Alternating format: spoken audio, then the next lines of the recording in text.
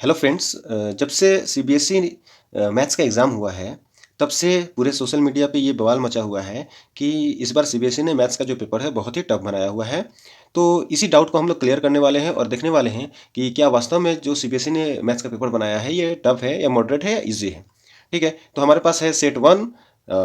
तो सेट 1 को हम लोग रिव्यू करेंगे और स्टार्टिंग के हम एमसीक्यूज़ क्वेश्चन जो 20 मार्क्स के आते हैं हम लोग उसको देखेंगे और देख करके ये समझने वाले हैं कि वास्तव में पेपर जो है वो टफ है कि मॉडरेट टाइप में है। तो देखिए स्टार्ट करते हैं क्वेश्चन नंबर 1 से। ये देखिए क्वेश्चन नंबर 1 जो है हमारे पास है। ठीक है, देखिए क्वेश्चन नंबर 1 है हमारा क्वाड्रेटिक इक्वेशन से क्वेश्चन दिया हुआ है। ये बहुत ही आसान क्वेश्चन था जिसमें ए बी सी का वैल्यू निकालना था और ए बी सी का वैल्यू निकाल करके दिया है रियल एंड इक्वल रूट्स होने चाहिए। तो रियल एंड इक्वल रूट्स के लिए हमारा b square minus 4 is equal to 0 वाले हम लोग इक्वेशन में रख देंगे तो हमारा जो आंसर अपने आप बहुत ही आसान आंसर है 3 आ जाएगा, यानी ऑप्शन ए जो है हमारा यहाँ करेक्ट आंसर है। नेक्स्ट हम लोग, ये हमारा सिमिलरिटी का क्वेश्चन है। सिमिलरिटी से दिया हुआ है क्वेश्चन, बोला इसमें कौन सी प्रॉपर्टी है जो फॉलो नहीं करता है, नॉट ट्रू है दिया है। तो इसमें जो एंगल की जो प्रॉपर्टी दी हुई है ऑप्शन सी, ये इसका करेक्ट आंसर होने होगा। ठीक है, अब यहाँ हमारा एपी से क्वेश्चन दिया हुआ है।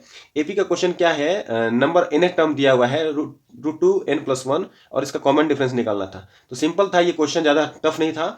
हम लोग T n equal to two n plus one ले लेंगे नंबर ऑफ टर्म और यहाँ से इसको सॉल्व करेंगे ना, तो सॉल्व करने के बाद हमारा अपने आप ही हमारा जो रूट टू इसका कॉमन डिफरेंस आ जाएगा। ठीक है, उसको इक्वेशन में हमको बदलना पड़ेगा। इक्वेशन में जैसे बदलेंगे और कंपेयर करेंगे तो हमारा रूट टू इसका करेक्ट आंसर आएगा। ऑप्शन ए हमारा करेक्ट है। उसी तरह क्वेश्चन नंबर 4 हमारा सर्कल से है। क्वेश्चन नंबर 4 में हमारा दिया हुआ है ये एंगल 90 डिग्री दिया हुआ है और आपको पता है ये एंगल क्या होता है, 90 डिग्री होगा। तो ये इस तरह से दिया हुआ था, हम इसको ज्वाइन करेंगे। जैसे यहाँ ज्वाइन करेंगे तो हमें मालूम चलेगा ये 90 डिग्री, ये 90 डिग्री, तो ये दोनों एंगल भी क्या होंगे, 90 डिग्री होंगे। और ये दोनों साइड, दोनों रेडियस है तो दोनों रेडियस इक्वल, तो स्क्वायर के ऑल साइड्स क्या होते हैं, इक्वल होते हैं। तो हमारे सारे के सारे साइड्स यहाँ 4 मिल जाएंगे। तो हम इस ट्रायंगल, ये हमारा पूछा है कि ये ओपी का डिस्टेंस पूछा है। तो हम इसका डायगोनल जब निकाल लेंगे, डायगोनल का फॉर्मूला लगा देंगे स्क्वायर का डायगोनल से, तो ये हमारा निकल जाएगा। ही नहीं, इसका ऑप्शन है जो 4√2 करेक्ट आंसर आएगा, मतलब इसका बी ऑप्शन सही है। क्वेश्चन नंबर 5 देख लेते हैं। Observe the graph and polynomial P x number and zero, number of zeros निकालने हैं। तो एक्स एक्सिस पे जितने बार कट कर रहा है वही नंबर ऑफ जीरोज होंगे। तो यहाँ 1 2 3, यानी ये ऑप्शन डी इसका करेक्ट आंसर है। नेक्स्ट क्वेश्चन देखते हैं हम लोग। फिर ये आपका दिया हुआ है, ये भी ट्रायंगल का क्वेश्चन है। ठीक है, अभी ट्रायंगल से क्वेश्चन दिया हुआ है। देखिए ये तो बहुत इजी क्वेश्चन है। एडी डीबी का रेशियो 1:3 दिया है, दैट मीन्स एडी दे दिया है 1 और डीबी जो है आपका 3 दे दिया है। तो ए बी कितना हो जाएगा, 3 और 1 4 हो जाएगा। तो हम लोग कौन सी प्रॉपर्टी लगा देंगे, AD by A B equal to A by A C. ये प्रॉपर्टी जब हम लोग लगा देंगे तो अपने आप इसका आंसर हमारा 1.5 यहाँ पे निकल जाएगा। मैंने सॉल्व किया हुआ है, हमारा 1.5 यहाँ पे इसका आंसर निकल जाएगा। यानी इसका ऑप्शन ए है जो हमारा करेक्ट आंसर होगा, 1.5। यहाँ पे देखिए ग्राफ से रिलेटेड सर्कल है, बट इसमें कोऑर्डिनेट ज्योमेट्री ग्राफ का काम कर रहा है। ग्राफ से हम लोग इसको निकाल सकते हैं। देखिए ये पॉइंट 1 2 है, दैट मीन्स यहाँ से 1 अगर हम इसको ऐसे ड्रॉ करते हैं तो ये 1 और ये गया यहाँ पे 2, दैट मीन्स ये आपका 2 है और ये 1 है। तो ये आपको रेडियस हो जाएगा। तो यानी हमको हाइपोटेनस वाले फॉर्मूले से, पाइथागोरस जो फॉर्मूला है उस फॉर्मूला से निकाल के जो हाइपोटेनस निकाल देंगे, तो हाइपोटेनस निकाल देंगे तो यहाँ डायमीटर पूछ रहा है, तो रेडियस का जो भी वैल्यू आएगा उसको हम लोग डबल कर देंगे तो हमारा इसका करेक्ट आंसर निकल जाएगा। यानी इसका ऑप्शन जो है डी करेक्ट आंसर है, 2√5। ठीक है, क्वेश्चन नंबर 8 में देख लेते हैं। यहाँ पे देते हैं लीनियर इक्वेशन ये दिया हुआ है और 2x प्लस के वाई इक्वल टू इनकॉन्सिस्टेंट दिया हुआ है। तो इसमें हम लोग a1 by a2 equal to b1 by b2 वाले फॉर्मूला में लगा देंगे तो हमारा इसका करेक्ट आंसर निकल जाएगा। ठीक है, इसका करेक्ट आंसर है 4/3, यानी बी ऑप्शन जो बी है वो करेक्ट आंसर है 4/3। ये देखिए सर्कल का क्वेश्चन है। A circle is divided in, sorry sector का है। तो सेक्टर वाले फॉर्मूला में 16 सेक्टर है। तो टोटल हम देख लेंगे कि कितना एंगल होता है टोटल, तो 360 होता है। तो 360 मीन 16 सेक्टर है, तो 16 सेक्टर 16 से हम लोग डिवाइड करेंगे तो वहाँ से थीटा का वैल्यू निकल जाएगा।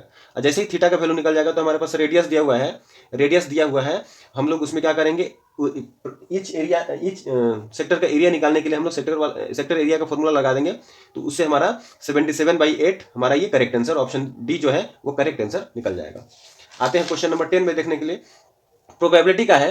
तो प्रोबेबिलिटी का यहाँ पे दिया हुआ है कि 2 डाइस को थ्रो करेंगे तो टोटल आउटकम्स 36 होता है और फेवरेबल आउटकम्स हम लोग को निकाल लेना है और जो नंबर आते हैं वो लेस देन, दोनों में 4 से कम आते हैं, 4 से कम आते हैं तो क्या हम लोग देख लेंगे, पहले में 1 आया तो दूसरे में 1, इस तरह से कर लेंगे, 1 2 आएगा, 1 3 आएगा, फिर 2 1 2 2 2 3 3 1 3 2 3, इस तरह से टोटल 9 हो रहे हैं। तो हमारा फेवरेबल आउटकम से 9/36, सो कट करेंगे तो 1/4, हमारा ऑप्शन सी जो है वो करेक्ट आंसर हो जाएगा।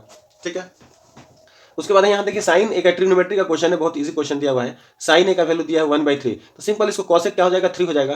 और कॉसेक जब 3 हो जाएगा तो ये फॉर्मूला लगा देंगे, cosec square theta minus cot square theta equal to 1, और इस फॉर्मूले पे जब हम लोग सॉल्व करेंगे तो हमारा जो इसका आंसर आएगा 2√2 करेक्ट आंसर आएगा। दैट मीन्स इसका ऑप्शन जो बी है वो करेक्ट है।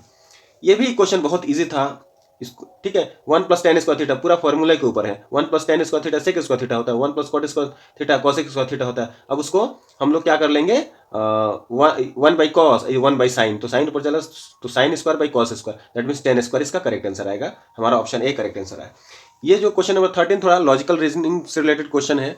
इसमें ध्यान देने की बात है कि एक सिलेंड्रिकल बॉटल है और उसके अंदर 3 बॉल्स हैं, एक बॉल का रेडियस दिया हुआ है, तो एक बॉल का ये रेडियस ये हुआ तो r, फिर यहाँ से यहाँ 2r, फिर ये 3r 4r 5r 6r, मतलब कि इसकी जो हाइट है सिलेंड्रिकल ऑब्जेक्ट की जो हाइट हो जाएगी वो 6r हो जाएगा, ठीक है, और रेडियस r है, तो हम इसका वॉल्यूम निकालेंगे तो पाई आर स्क्वायर एच वाले फॉर्मूले में लगा देंगे तो 6πr³ आ जाएगा। अब उसके बाद ये स्फेयर है, 3 स्फेरिकल बॉल्स हैं, तो इनका भी हम लोग वॉल्यूम का फॉर्मूला निकालेंगे तो हो जाएगा 4/3πr³ होता है, तो 3 है तो 3 से मल्टीप्लाई करेंगे तो 4πr³, तो 6πr³ में से 4πr³ को माइनस कर देंगे तो हमारे पास क्या आ जाएगा, एयर इनसाइड, इसके अंदर कितना एयर है वो निकल जाएगा, तो 2πr³, correct answer option A हो जाएगा।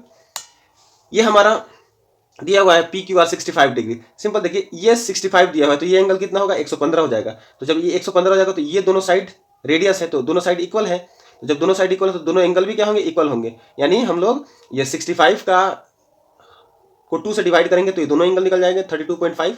और जब ये एंगल, तो ये एंगल 90 डिग्री होता है, 90, तो इसमें हम ये दोनों एंगल 90 होते हैं सब, तो 90 में से 32.5 को माइनस कर देंगे तो 57.5 जो है हमारा करेक्ट आंसर ऑप्शन सी निकल जाएगा।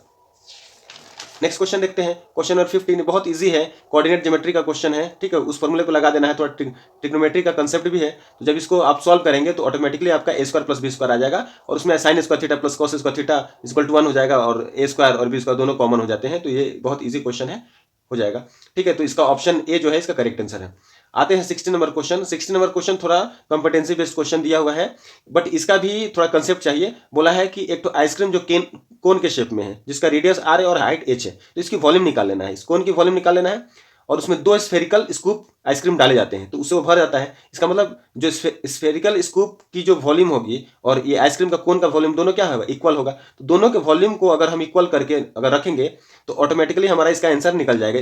दैट मीन्स इसका आंसर 1:2 ये हमारा करेक्ट आंसर है, 1:2 जो है इसका हमारा करेक्ट आंसर है, ठीक है।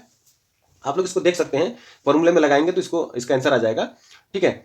अब आते हैं हमारा क्वेश्चन नंबर 17 हम इसको देखेंगे तो यहाँ पे दिया हुआ है centre theta at the centre of the circle with radius 6.3 और PQ = 11 सेंटीमीटर। ये सेक्टर से आर्क से रिलेटेड फॉर्मूला है, आर्क का, ठीक है। तो उस फॉर्मूले में जब रखेंगे इसको सॉल्व करेंगे तो इसका 100 डिग्री आंसर आएगा, ऑप्शन डी जो है इसका करेक्ट आंसर आ जाएगा। आते हैं यहाँ पे मीन मीडियन मोड का है जो रिलेशन वाले फॉर्मूला है, मीन मीडियन मोड का कंबाइंड रिलेशन का जो फॉर्मूला है उसमें लगा देंगे 3 मीडियन = 2 मीन प्लस मोड वाले फॉर्मूला में लगा देंगे तो यहाँ हमारा करेक्ट आंसर आ जाएगा। बहुत आसान था, ये 34 इसका करेक्ट आंसर आएगा, ठीक है। और ये जो हमारे असर्शन रीजन के 2 क्वेश्चन दिए हुए हैं, असर्शन रीजन 19 नंबर क्वेश्चन देख लेते हैं। If probability of happening of in event is 0.2 and p is not more than 5, सही है, p का वैल्यू 5 से ज्यादा नहीं होना चाहिए, दैट मीन्स 5 ही होगा, p का वैल्यू क्या होगा, 5 ही होगा, यानी 5 होगा तो 5 × 10 और तो हो जाएगा 1.0, दैट मीन्स 1 आएगा, ठीक है। तो टोटल तो हमारा तो प्रोबेबिलिटी किसी भी चीज हैपनिंग इवेंट का कितना होता है, 1 ही होता है।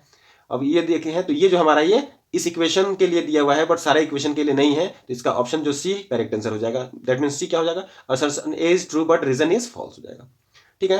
यहाँ पे क्वेश्चन नंबर 20 देख लेते हैं, √3 + √5 इसको ऐड करेंगे तो इरेशनल नंबर मिलेगा, बट यहाँ पे बोल रहा है कि सम ऑफ एनी 2 इरेशनल नंबर, यहाँ सम की बात किया हुआ है, डिफरेंस का कोई बात नहीं किया हुआ है, मल्टीप्लिकेशन का कोई बात नहीं किया हुआ है। या ऐसा भी हो सकता है कि अगर सम में भी हम लोग ये रूल अप्लाई करें, जैसे हम एक √3 और एक -√3, ठीक है, जब हम इसको ऐड करेंगे तो क्या हो जाएगा, ये 0 हो जाएगा। तो सम वाले में भी ये फुलफिल नहीं हो पा रहा है, इसका मतलब इसका जो करेक्ट आंसर हो, assertion A is true but reason is false हो जाएगा। दोनों में सी ऑप्शन करेक्ट है। ठीक है, तो इस तरह से 20 क्वेश्चन हमने देखा, तो ज़्यादा इसमें हार्ड हमें नहीं लगा, मॉडरेट टाइप में, कुछ मॉडरेट बोल सकते हैं। ठीक है, लगभग सारे के सारे कंसेप्चुअल क्वेश्चन है, और जो बच्चे ने इस तरह के क्वेश्चन बनाए होंगे तो वो इजी 20 आउट ऑफ 20 इसमें से स्कोर कर लिया होगा। ठीक है, तो कमी क्या है, आप लोग इसको बताइएगा कि क्या वास्तव में ये जो पेपर बना है ये टफ है या मॉडरेट है। आप सेट को आप एक बार देखिए, देख करके बताइए मुझे। अगर आपका जो भी विचार होता है आप मुझे जरूर कमेंट कीजिए। ठीक है, इसके अलावा हम लोग सेट 2 और सेट 3 भी हम लोग देखेंगे। तब तक के लिए धन्यवाद। आप जरूर अपनी जो व्यू है उसको हमारे पास शेयर कीजिए, कमेंट कीजिए। और जी, अगर आपका सेट 1 है तो उसका क्वेश्चन मिलाइए, आपने कितना आंसर करेक्ट किया। अगर अगर आपके किसी फ्रेंड के पास भी सेट 1 है तो आप उसको भी ये शेयर कर सकते हैं। तो वीडियो ज़्यादा से ज़्यादा जरूर शेयर करेंगे। धन्यवाद।